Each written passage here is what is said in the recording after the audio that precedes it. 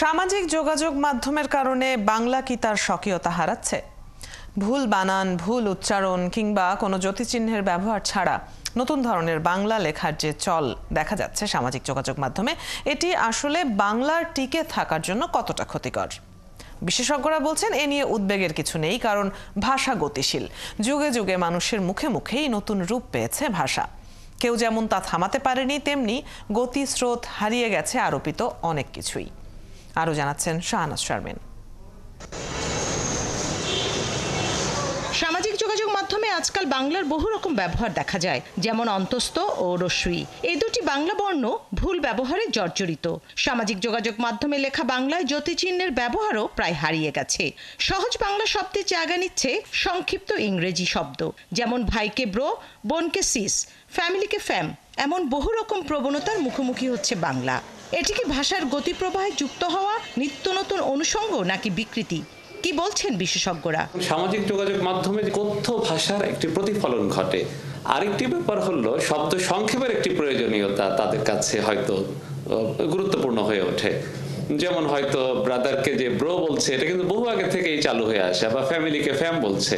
আমি বলছি ওদের ভাষার শব্দগুলো কিন্তু তার আগের প্রজন্মের কাছে সবসময় দুর্বোধ্য বা খানিকটা অবদ্ধ রয়ে যায়। এই ভাষাবিদের মতে সময়ের সাথে ভাষার রূপান্তর ঘটবে, এটাই স্বাভাবিক।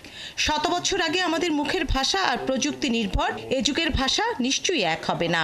এই পরিবর্তন সত্ত্বেও লিখিত ভাষার যে প্রামাণ্য রূপ, সেখানে কোনো ঘাটতি রাখা চলবে না, যা এরই মধ্যে কিছুটা ঘাটতি তৈরি করেছে। একই অবস্থা বানানের ক্ষেত্রেও। বাংলা বানানের একটি স্থিত রূপ কিন্তু আমরা এত বছরেও পাইনি, এবং বানানকে আমি যেটা বরাবরই বলি যে একটা নিয়মের মধ্যে বাঁধতে গিয়ে আসলে সমস্যা হয়। কোনো ভাষাই কোনো নির্দিষ্ট রীতি মেনে চলে না, অর্থাৎ শুধু উৎপত্তি বা শুধু যে উচ্চারণ সেটাকে মান্য করে না। ফলে বানানের ক্ষেত্রে যেটা প্রচলন সেটাকে অগ্রাধিকার দিতে হয়। এই প্রযুক্তির বিশ্বে ভিনদেশি ভাষা বা সংস্কৃতি কোনোটাই আজ দূরের কিছু নয়। একটির সঙ্গে অন্যটির মিথস্ক্রিয়াও স্বাভাবিক। বিশ্ব যখন নিজেই একটা গ্রাম, আর আমরা যখন একই গ্রামের বাসিন্দা, তখন নিজস্ব ভাষার যে স্বকীয়তা, সেটিকে আর রক্ষা করা সম্ভব? প্রত্যেকটি সংস্কৃতি এবং প্রত্যেকটি মানুষের মধ্যে যেহেতু যোগাযোগটি ঘটছে, ফলে ভাষারও দ্রুত আমরা রূপান্তর দেখতে পাচ্ছি। তবে আতঙ্কের জায়গা একেবারে নেই তা নয়।